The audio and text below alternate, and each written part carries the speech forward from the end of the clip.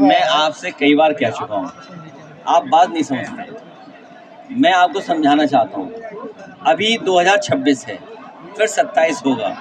वो अपने कुर्ते का साइज बताते हैं, क्या 47 में कुर्ते का साइज क्या होगा? योगी जी गए थे, क्योंकि इससे पहले कुर्ते का साइज कम था, लेकिन भ्रष्टाचार कर कर करके उनके कुर्ते का साइज बढ़ गया है।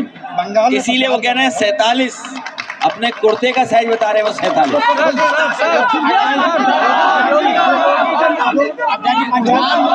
बंगाल में प्रचार कर रहे हैं, प्रधानमंत्री जी कह रहे हैं ममता जी लूटे जा रही है। देखिए, अब डबल इंजन की सरकार आ गई है यूपी में, अभी बंगाल में भी ये स्थिति आने वाली है।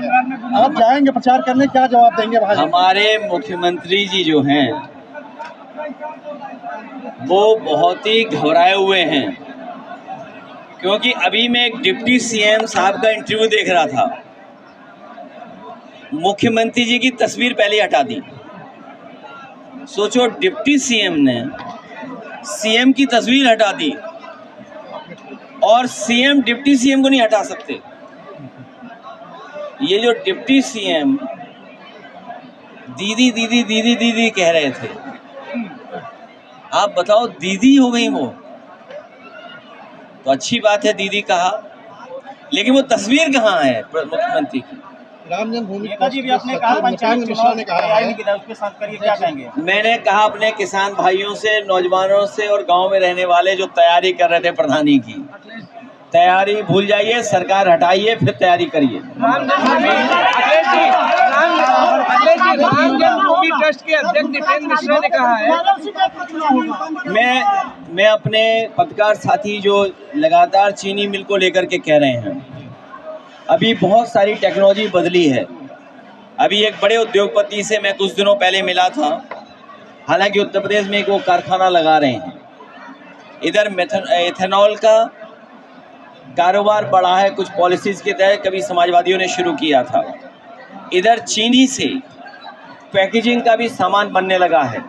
तो भविष्य में इस तरह के कारखाने जो गन्ने से सीधा एथेनॉल बना सकें या चीनी से कोई नया पैकेजिंग या कोई ऐसी हमारे इस्तेमाल की चीज़ बना सकें, उन कारखानों को बड़े पैमाने पर सहूलियत दे करके कारखाने खुलवाने का काम करेंगे। राम जन्मभूमि ट्रस्ट के अध्यक्ष ने कहा है कि जो नेताजी सरकार में गोली कांड हुआ था, राजनीतिकरण था, और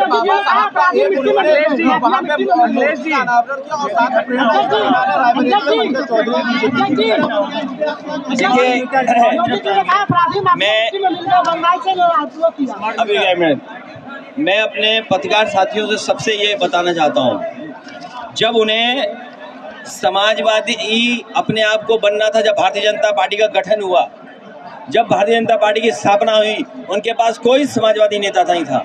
उन्हें मंच पर जयप्रकाश जी को लाना पड़ा। जिस समय ये लोग अयोध्या से हारे, आप रिकॉर्ड चेक करिए, जिस समय सपा बसपा ने भारतीय जनता पार्टी को हरा दिया, उसके बाद ये मंच पे बाबा साहब भीमराव अम्बेडकर जी को भी ले आए हैं। ये बाबा साहब भीमराव अम्बेडकर जी के रास्ते पे नहीं चलते हैं, ये छतरी लगाना चाहते हैं। लेकिन महिलाओं की क्षेत्रफल कौन सा है बताओ हमें? बाबा साहब भीमराव अम्बेडकर जी के जितने भी स्मारक बने या प्रतिमाएं लगी हैं, उन पर छतरी लगाना चाहते हैं। लेकिन बताओ, महिलाओं के लिए क्षेत्र कौन सा है बताओ? आप कहाँ से चुनाव लड़ेंगी? आरक्षण ला रहे हैं, और आरक्षण की धांधली कितनी हुई है उसका भी हम लोग लेखा जोखा बहुत जल्दी आपके सामने लाएंगे। ये पीडीए से घबराए हुए लोग हैं।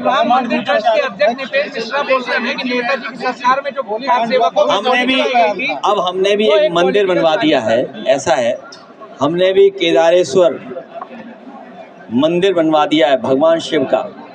मैं उन्हें भी बुलाऊंगा और आप लोगों को भी बुलाऊंगा। 27 में क्या आम आदमी पार्टी भी आपके साथ, संगठन के साथ? ये संजय जी हमारे साथ हैं, हम दोनों मिलकर के तय कर लेंगे क्या करना है। और ये स्मार्ट मीटर, ये प्रीपेड नहीं है मीटर, ये पीड़ा देने वाला पेड मीटर है, पीड़ित मीटर है।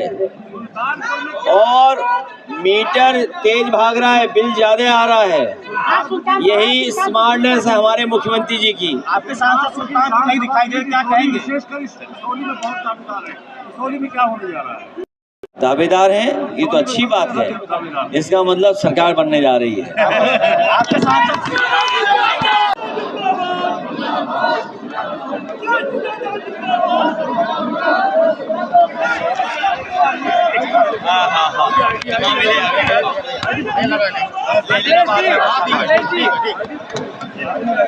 अयोध्या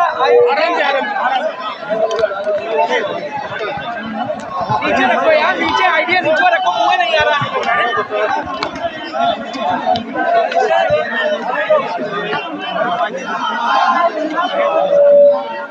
महिला आरक्षण पे क्या अभी रुक जाइए।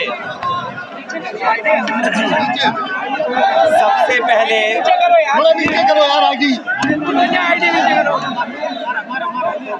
सबसे पहले मैं मोहम्मद रिजवान साहब पप्पू और राज्यसभा में सांसद संजय सिंह जी का बहुत बहुत आभार और धन्यवाद देना चाहता हूँ। मैं पप्पू भाई के पारिवारिक कार्यक्रम में शामिल होने आया हूँ और इनके कार्यक्रम में शामिल होने से बहुत सारे अपने सुल्तानपुर के सभी वरिष्ठ बुजुर्ग संगठन के लोग, पदाधिकारी और आम जनता से और अपने पत्रकार साथियों से मिलने का मौका मिला है। मैं दोनों बेटा बेटी को बहुत शुभकामनाएं देना चाहता हूं और मैं धन्यवाद देता हूं संजय सिंह जी का। सुल्तानपुर से निकल कर के इन्होंने जो न केवल दिल्ली बल्कि देश की राजनीति में एक आवाज़ और एक दमदार पक्ष रखने का उन्होंने काम किया। हम सब लोग मिलकर के इस देश की जो खूबसूरती है, साझी विरासत, अपना गंगा जमनी तहजीब, भाईचारा, हमारे आपके मिली जुली संस्कृति, उसको और सजाना चाहते हैं, सजोना चाहते हैं। हम लोग वही सी संस्कृति को जितना हम लोग आपस में प्रेम, भाईचारा, खुशहाली लाने का काम करेंगे, उतना ही हमारा लोकतंत्र मजबूत होगा। हम लोग लोकतंत्र को मजबूत करने के लिए, और लोकतंत्र में एक तंत्र की कोई जगह नहीं है।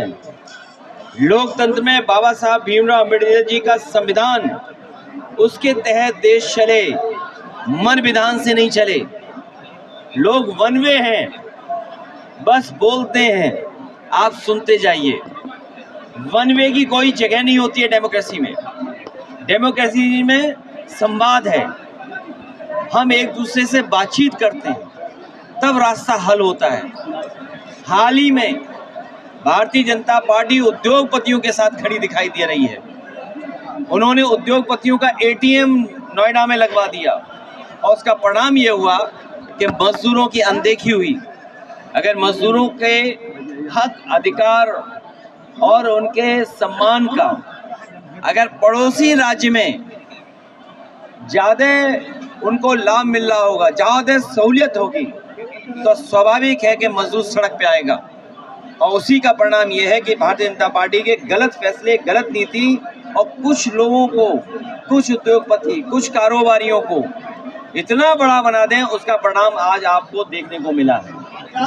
अब मुख्यमंत्री जी मुजफ्फरनगर गए थे, कम से कम मेरठ के व्यापारियों को बुला लेते, उनका दुख दर्द सुन लेते, उनकी तकलीफ परेशानी सुन लेते, किस तरह उजाड़ा जा रहा है वही जान लेते। और नोएडा भी करीब में है, कम से कम उन मजदूर भाइयों को अलग बैठ कर के बात कर लेते और समाधान कर देते। वैसे भी मुख्यमंत्री जी नोएडा जाने से घबराते नहीं हैं, लेकिन इस बार लग रहा है कि नोएडा जाने की हिम्मत नहीं जुटा पाए होंगे, जबकि 80-90 किलोमीटर दूर रहे होंगे।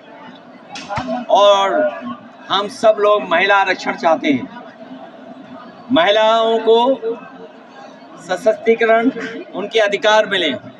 जिन्होंने महिलाओं के मतदान का इतिहास पढ़ा होगा, वो जानते होंगे कि उन्हें कितना संघर्ष करना पड़ा, उसके बाद उन्हें अधिकार मिला केवल वोट डालने का।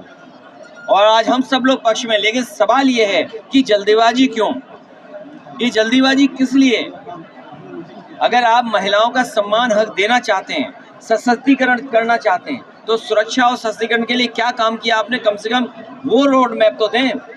और फिर बाबा साहब भीमराव अम्बेडकर जी का संविधान के फिर एक बार ये लोग नजरअंदाज कर रहे हैं। जो बात हम लोग कहते थे कि संविधान से नहीं चलना चाहते हैं, उसी तरह देखने को मिला कि संविधान से नहीं चल रहे हैं। हम सब लोग महिला आरक्षण के पक्ष में, लेकिन हम लोगों के सुझाव माने जाएं।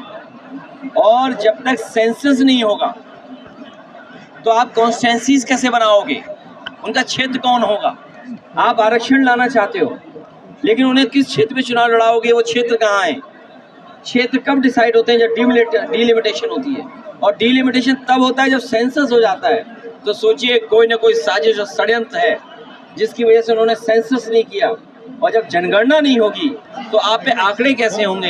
ये जब 1/3 आंकड़े का सवाल है, तो आंकड़े का गिनती होनी चाहिए। गिनती तब होगी जब सेंसस होगी, और वो नहीं कर रहे हैं। मैं इसीलिए आपके इलेक्शन कमिश्नर रहे, उनका एक सुझाव था कि हम महिलाओं को आरक्षण जल्दी कैसे दे सकते हैं, क्योंकि ये सरकार मन विधान से चलना चाहती है, एक तंत्र, किसी के सुझाव भी नहीं लेना चाहती है। तो वही हमारे चीफ इलेक्शन कमिश्नर रहे, उन्होंने जो सुझाव दिया, जो सुझाव उनका है, वो भी महत्वपूर्ण सुझाव है कि उनकी रिप्रेजेंटेशन कैसे दी जाए। अगर पॉलिटिकल पार्टीज को उनके वोटों की संख्या के हिसाब से भी अगर देना चाहे तो दे सकते हैं, लेकिन ये देना नहीं चाहते हैं।